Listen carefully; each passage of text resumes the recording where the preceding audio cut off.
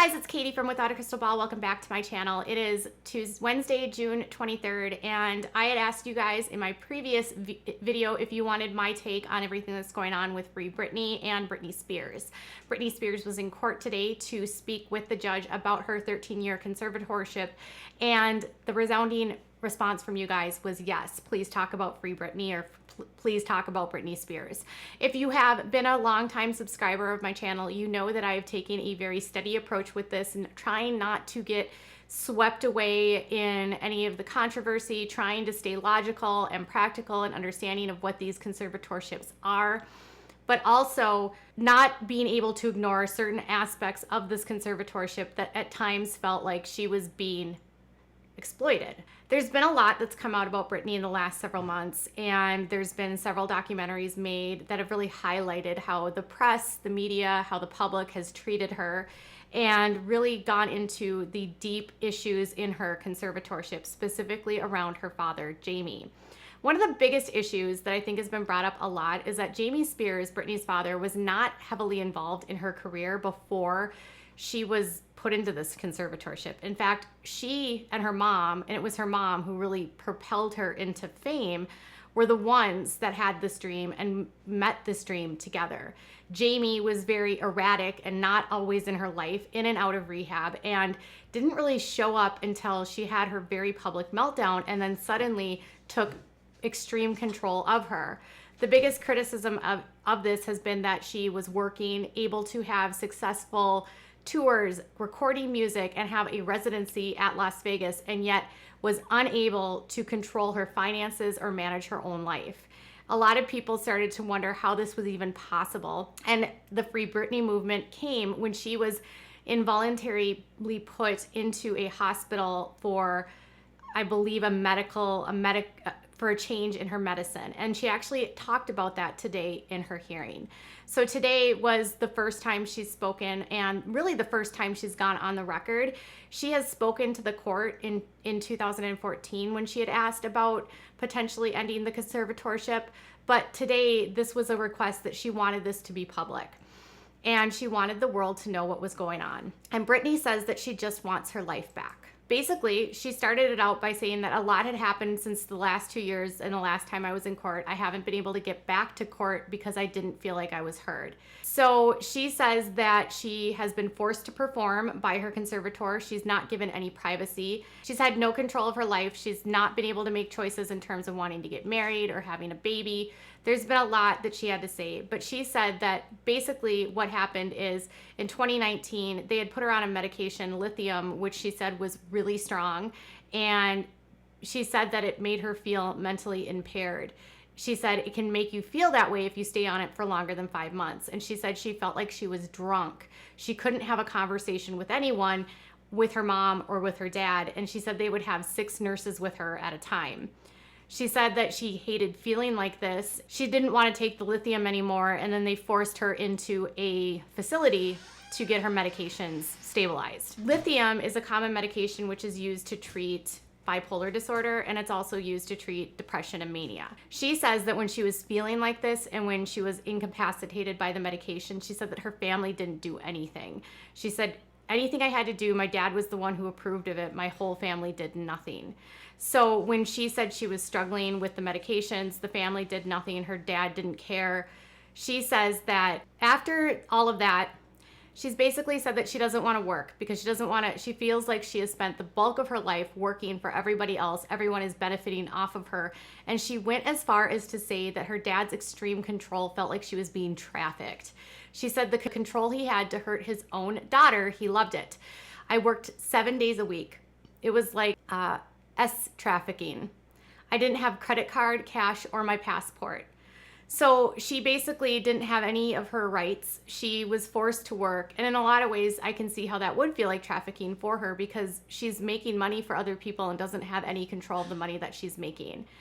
She also acknowledged that she has been living in denial and has been openly telling the public that she's fine when she's miserable. She said, I thought I might become happy if I never talked about it. She said, I'm in denial. I'm traumatized. I'm not happy. I can't sleep. I'm so angry. It's insane. She also went on to talk about how she didn't talk about it openly because she didn't want people to make fun of her, and she thought people would think she was lying or they wouldn't believe her. She said, "I've never said it openly. I didn't think anything of it. I thought people would make fun of me. She's lying. She's got everything. She's Britney Spears. It's been a long time since I've owned my money. It's my wish for this to end." And then she got a little bit frustrated with her counsel, and she said she wants to hire her own counsel to get her out of this conservatorship. She said, "For the past effing 13 years, I have been so good and so pretty, and I do everything. I can't allow my ignorant father to do that to me. I don't even drink alcohol, and I should drink alcohol given what they've put my heart through." She also said, "The last time I spoke to you, it made me feel like I was dead, like I didn't matter, like you thought I was lying. I'm not lying, so that maybe you understand the depth and the degree I deserve changes." She said that she wants to get married to Sam. She says, "I want to be able to get married and have a baby. I was told I can't get married. I have an IUD inside me, but this so-called team won't let me go to the doctor to remove it because they don't want me to have any more children. This conservatorship is doing me way more harm than good." She said that she can't even go into Sam's car with him by herself. She says, "I'd also like to be able to share my story with the world. I want to be able to be heard. By making me keep this in for so long, it's not good for my heart. It concerns me I'm not able to be heard. I have the right to use my voice. My attorney says I can't let the public know what they did to me. I shouldn't be able to be in a conservatorship. The laws need to change, ma'am. I've worked since I've been 17 years old. I can't go somewhere unless I meet someone every week in an office. I truly believe this conservatorship is abusive, but ma'am, there are 1,000 conservatorships that are abusive as well. I want to end this conservatorship." She said, "I deserve to have a 2 to 3 year break. I feel open and I feel okay to talk to you about this. I feel ganged up on. I feel bullied, left out, and alone. I'm tired of feeling alone. I deserve to have the same rights and having a child or anything of those things." Here's the thing. And then the court ended because of the live tweeting that was going on, which was supposed to not happen during the hearing.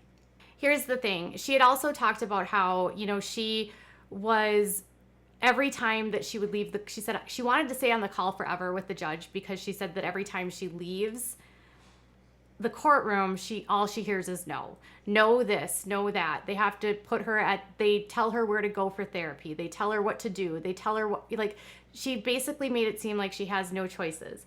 And that the one thing I thought was really eerie in all of this was she was talking about how her dad and her mom will go to the news and talk about her and her situation and speak for her and about her, and then she's not allowed to do the same.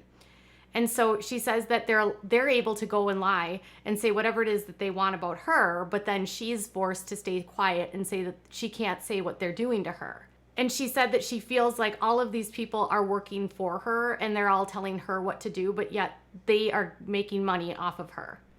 And in so many ways, this is true. Britney has a lucrative career. She has a $60 million estate.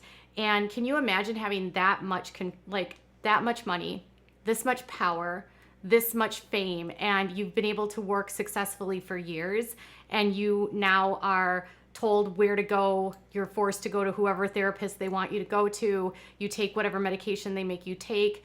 It seems like in many ways, this conservatorship has existed at the benefit of Jamie, with Jamie just, if you read what came out by the New York Times yesterday, you hear and you read about how Britney finds her dad to be scary and abusive and verbally abusive and controlling. And you start to wonder, how much lying has been going on here? There's not at no time is there sort of a diagnosis given for her health. Yesterday in the New York Times, a lot was talked about with drugs. And in the court today, she referenced having met friends from AA and said she can't even go out with friends without permission because they don't want her to. So after everything was said and done, they ended up cutting the live and cutting all the audio, and it went to a closed session because too many people were tweeting about the case. So Jamie Spears' only comment was that he loved his daughter and he was sorry to see her in so much pain. She can now petition the court to end her conservatorship, and what that means, like, and how she'll get there, and if the judge will take into consideration what she said, remains to be seen. You know, she sounded in the audio that was released to be very nervous and angry, and I can't believe that in today's day and age there's anyone that can force someone to be sterile. I mean, that's what they're doing. They are forcing her to be sterile by placing an IUD in her and not allowing her to have a baby. Like, I understand they probably believe that competency is the issue, but if she understands that she has the IUD in her and she can't remove it, that to me is an issue. Like, if she can comprehend that she has this in her body and can comprehend that it can't be removed, that tells me she has competency. So I don't understand in what world we live in where a government and a conservator can decide these things that are basic rights for anyone. Sure, she doesn't have full custody of her sons. Sure, she's had a long history with the custody issues with her sons. But if she has a boyfriend now that she wants to get married to, why would she then need to be in a conservatorship? If you have a husband that is willing to take care of you and wants to help you, why can't that go to the husband? Why can't the husband help you? Why do they have to keep her under the control of the conservator and not allow her to get married? Sam has been with her since 2016. He for sure doesn't seem like a hanger-on at this point. I mean, what other man would stick around for this long and for 5 years if he was simply a hanger-on that just wanted her money? This is not a man that just wants to use her. This is a man that loves her and wants to marry her. And like, the court and the conservators say no, which makes no sense to me. I understand that the mental health here is complex. I understand that they believe that she is susceptible to individuals taking advantage of her. But isn't everyone else around her taking advantage of her? Isn't her dad taking advantage of her? And you know what I think is funny in all of this is that Jamie, who has been profiting lucratively off of this for over a decade, has recently sold his house and he is living in an RV. Part of me thinks that Jamie knows what's about to come. Even though he's making $16,000 a month as the conservator, I feel like Jamie has a good idea that his money train is about to end. Why else would you sell your house and move into an RV? And he's also supposed to be a recovering alcoholic, and yet they're reporting that he's being seen at the VFW. How did the court allow a man who has a long history of being an alcoholic with alcoholic relapses and with an abusive nature to be controlling of her? It makes me feel so discouraged to know that these types of systems are in place in America where people are denied rights and denied the capabilities of doing what they need to do. And because of her vulnerable state, she was placed in a position where she's in an impossible place to be let out. The courts are so messed up in this respect. She's 39 years old. She deserves to be free. I don't care what any doctor says. I don't care what the court says. It seems like the only ones that benefit from this conservatorship are the ones that are profiting off of it. And it's time that people finally hear her. And it's also time we start reforming the laws around conservatorships. Nobody's rights to be a human should be stripped.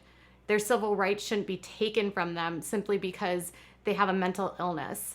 I was trying to think of this in the terms of like other men. Think of people that also have bipolar that are not in conservatorships, that have had way bigger public meltdowns than Britney Spears. Kanye West is another celebrity who has a huge platform, is a billionaire, and has the same illness as her and has had the same struggles as her, and he is not in a conservatorship. So why is it that Kanye as a man or any other male that has some form of mental illness able to run and do what they want, but the girl is the flower that needs everyone protecting her?